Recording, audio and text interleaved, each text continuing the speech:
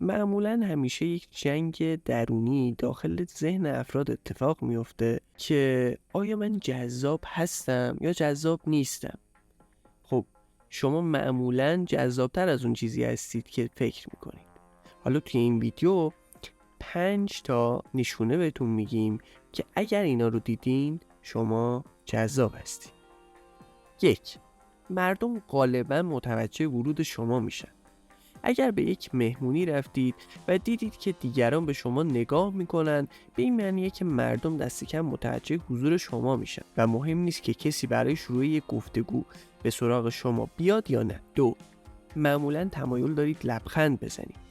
خلق و خوی مثبت به خودی خود جذابه و اگه دوست دارید لبخند بزنید و قادرین از لحظه لذت ببرین، مطمئن باشید که جنس مخالف واقعا به شما علاقه‌مند.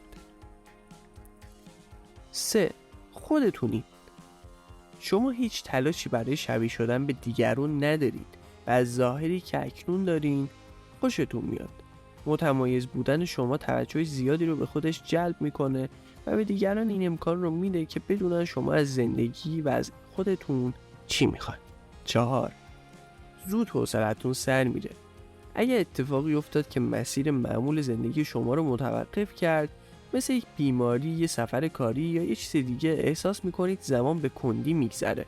شما به برقراری ارتباط با افراد زیاد، قرار ملاقات و دیدن دوستاتون عادت دارید و حتی اگر از تنهایی لذت میبرید، انزوای اجباری شما رو آزار میده.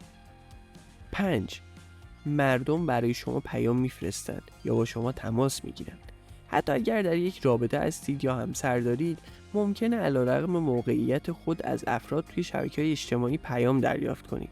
البته که باید این پیام ها رو نادیده بگیرید.